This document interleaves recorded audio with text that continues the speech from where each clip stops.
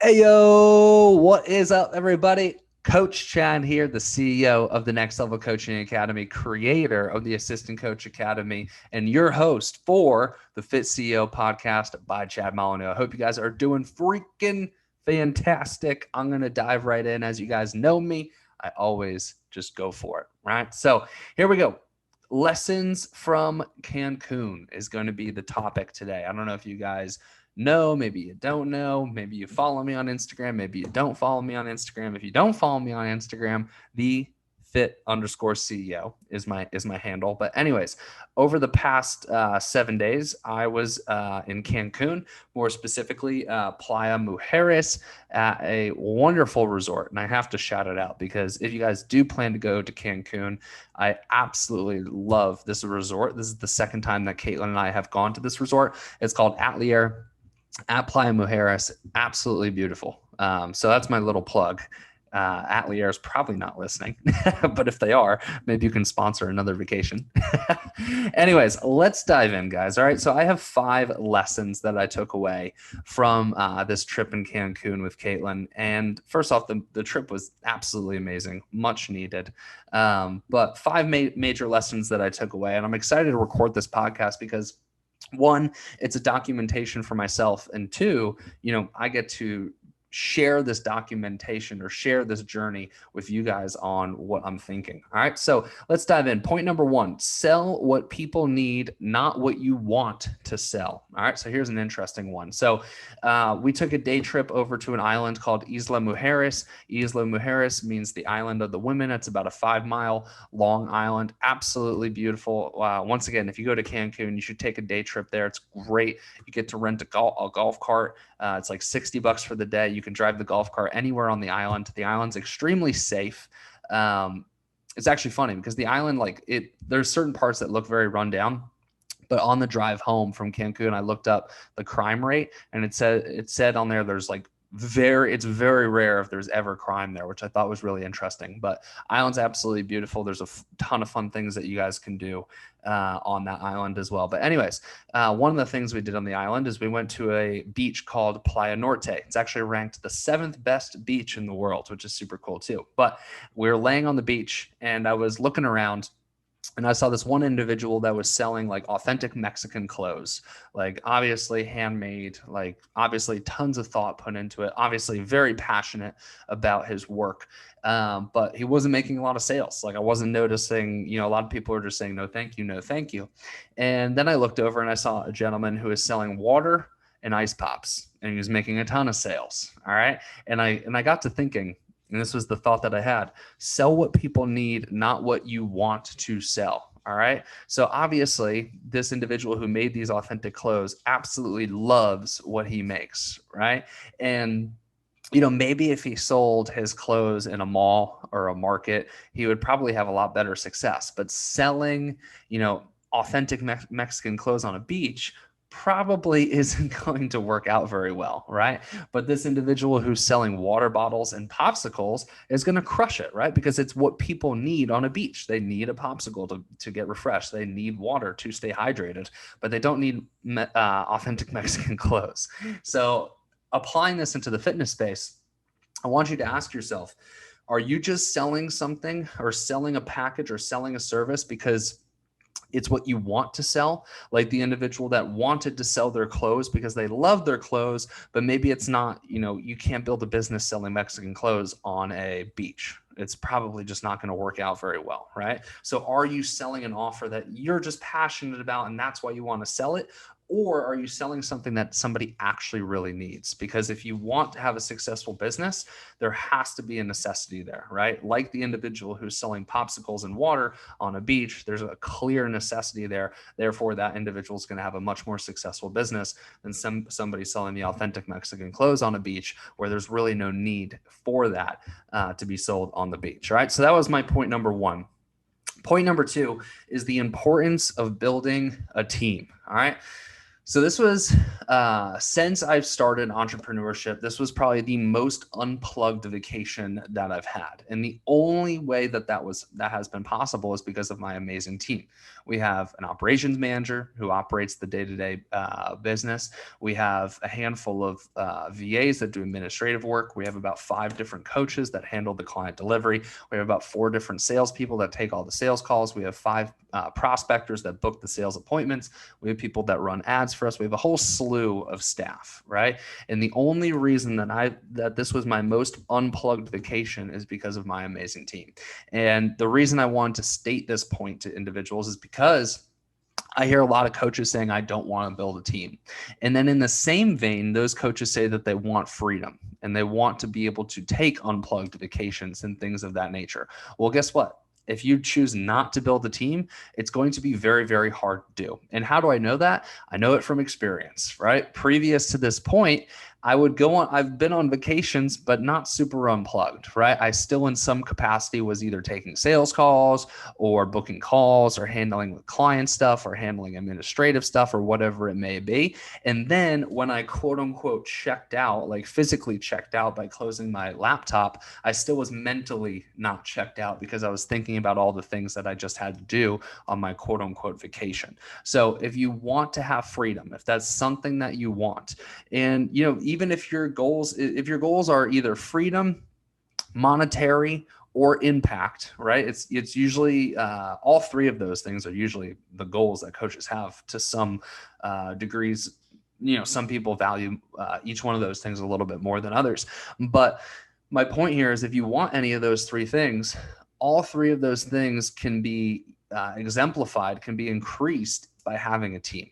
So if I don't know what your fear is, I don't know what your stipulation is, but everybody listening, if your goal is to increase your monetary income, increase your freedom, and increase your impact, you need to have a team, because having a team will, multiply all of those things to the, nth degree or whatever it may be. Okay.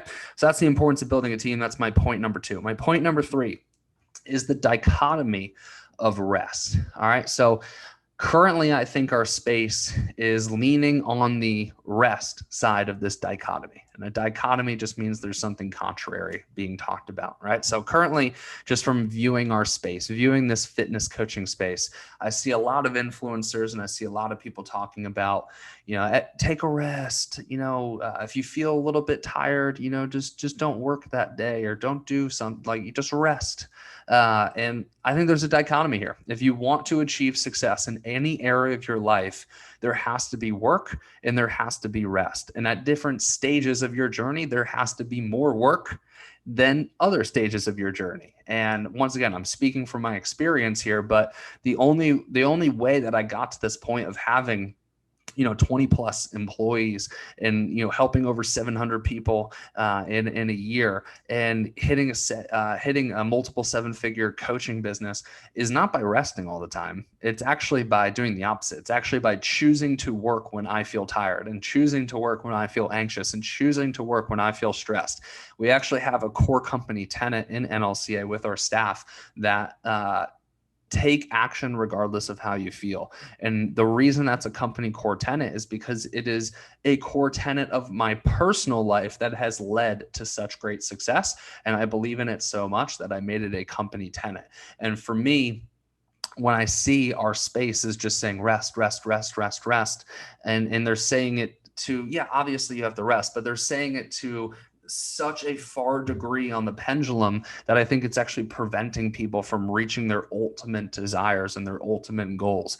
And with anything, and you guys know this because you've worked out and achieved fitness goals, you had to go into the gym when you feel tired. You had to, eat something that you didn't really want to eat in order to hit your calories and your macros, right? We all have to make these trade-offs. We all have to make these sacrifices in order to achieve the end result. And there's never really an end result, right? So we constantly have to be making these choices and these sacrifices. But my point number 3 here is the dichotomy of rest, which means that yes, we have to put in tons of work, but yes, there has to be some rest as well. And I would say, I am 26 and I'm about to say since the years I've been doing this, but a lot of people don't know that I've actually been doing this since I was 19, is when I started my online fitness coaching business. And now at 26, I'm helping other people grow their online fitness coaching businesses. But I would say as I've matured in this game of entrepreneurship, I've become a lot more aware of the work that is necessary. So when I was younger, I would just work, like not take any days off, work until like the wee hours of the morning. And I just did it over and over and over again. And now what I've realized is, yes, that stage of my life was necessary, but as you build a team, right, and you're multiplying the 24 hours in your day, right, you have 24 hours in your day and each of your staff members has 24 hours in a day. You don't have to be the front runner of the work. You don't have to be the workhorse. It's the collective. It's not just on you anymore, right? It's the collective of the team, and everybody's 24 hours putting in the work opposed to just you. So I think the rest comes after building. And that's why I think point 2 and 3 kind of coincide. I think the rest comes as you're able to build a team and as you're able to multiply the hours worked in your company and as you're able to multiply the work done and as you're able to multiply the results as a result of building a team. So long-winded, I know I'm kind of rambling here, but the dichotomy of rest. In the beginning stages, you're going to have to work your ass off. You're always going to have to work your ass off. But as you're able to build a team, you're able to dip into the strategic rest. And that's another point I want to make. The strategic rest, where you take rest as a strategy to relax and to unplug and to fill your cup, however you want to say it, so you can come back and continue to work equally as hard. All right. But for me and for my journey and from my perspective, that's happened over time. Being able to take days off, being able to take a week off like I just did, that's happened over time. It's not something that I just started with. I didn't really have my first vacation. I'm trying to think about my first real vacation. Defining real vacation, I would say this was probably the first real vacation since entrepreneurship in terms of being like checked out, unplugged. So what am I, six years into this game? So maybe that puts some perspective into at least my journey, that I've chose to work really hard and still choose to work extremely hard, but now have gotten to the point where building a team has allowed me to take a week off 6 years later. So, all right, I'm going to stop the ramble on point number 3 and move on to point number 4. All right. So point number 4, vacations. This one's going to be a little more complex. Vacations are great to balance out your 4 buckets. Okay. So let me explain what I mean by 4 buckets first. All right. So I identify my life in 4 different buckets. All right. My 4 buckets are my relationships, my health, my personal development, and my business. All right. So the way that I view this, and this allows me to live a quote unquote balanced life, is that at any stage in your life, 1 or 2 of these 4 buckets is going to be more predominant than the others. All right. So I would say in the beginning stages of my life, like, in the teenage years, I predominantly focused on personal development and health. And then as I've gotten into my 20s, I would say my predominant focus has been business, right? Which doesn't mean the other areas suffer. It just means the other areas get less of my attention, but they still get some of my attention. And that's how I try to live a balanced life. Because I think where some people go wrong and then they feel out of balance is they only focus on one area and then all other areas suffer because they don't give any attention to those areas. So if I was going to break it out into percentages, business would be like, 70%, right? And then the other 30% is, what's the word I'm looking for?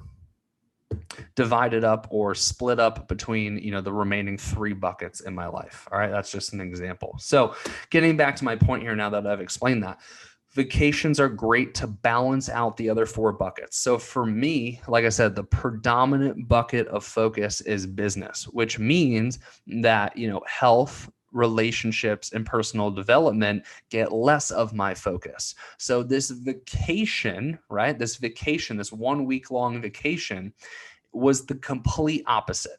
I very little focused on business. Maybe I checked in, with the team in the morning and saw how everything went. But then the rest of my day was focused on health, choosing the right foods to eat at the vacation, personal development at the beach. I would listen to some stuff, but mostly relationship, mostly just hanging out with Caitlin and just chatting and, doing whatever it is that we did.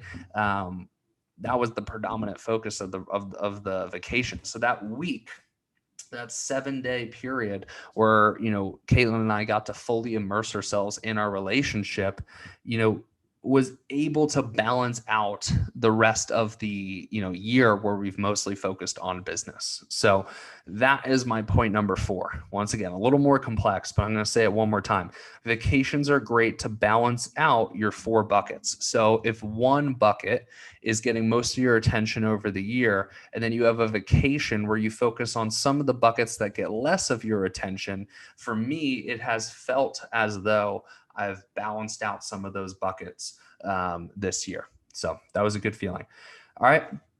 Number 5, and this is my last point. Nothing makes me more happy than production. And that was a realization that I had. And like I said, I think I should say this before I go any further. These are 5 lessons that I took away for myself. Doesn't mean that these 5 lessons are, they have to be your lessons and your takeaways and the way that you live your life. It's just what I've realized makes me happy. And if you find any value in that, that's awesome. So point number 5, nothing makes me more happier than production. So essentially this came from, at the end of the vacation, I felt extremely grateful and I felt extremely happy, but I also had that little inkling that says, man, I can't wait to get back and produce and get back and work and get back and build the things that I love to do. And I've realized that nothing makes me happier than feeling productive, putting in the work, feeling like I'm growing, feeling like I have a purpose, feeling like I'm helping other individuals. Nothing makes me happier than that. And this was, I'm going to get a little deep here. It's taken me a while to realize that. And I think that's maybe because of societal norm. But I would say this was probably in my younger 20s. I would always view myself as a super weird individual because I didn't like doing all the other things that normal 20-year-olds did. And I loved to work. And, a lot of my friends called me weird for that. And I started getting in my own head about it. Like, man, maybe I'm crazy. Maybe I'm weird. Like, what the hell is wrong with me? Why am I like this? But then I just said, fuck it. And just realized like, hey, this is what makes me happy. And I'm going to prioritize my life around what makes me happy. So producing makes me happy. Growing a business makes me happy. Therefore, I'm going to spend a lot of my time and a lot of my life doing it. And I always come back to that realization anytime I, do anything, anytime I go out with friends, go on a vacation, whatever it is, I always come back and say, yep, this is the thing that always makes me truly happy. So that was another realization I had. It's a realization that I've had now for a while, but I thought I would share it with you guys. I don't know, maybe you're struggling realizing or coming to the conclusion that you actually really just like to work. And that's a weird thing to say, but I think society really makes work seem not fun. And it really makes work seem like a drag, right? Like, it's like, oh, Monday again, or can't wait for Friday, TJIF. Ah, crap, it's Sunday night. I don't want to go back to work. But if you love what you do and you just love to work and produce and help people and grow, then, it's okay to realize that. And it's okay to admit that this is what you love to do. It took me a while, but it's a realization that I come back to all the time. All right, y'all. So those are my 5 lessons. Those are my 5 takeaways from my vacation in Cancun. I hope you guys enjoyed. I'm probably going to do my next episode with Caitlin. It's going to be a fun one. She has a podcast coming up as well. But when we were down in Cancun, we planned a podcast that we were going to do together. So look out for that one. I hope you guys are enjoying your day, and we'll chit chat on the next one.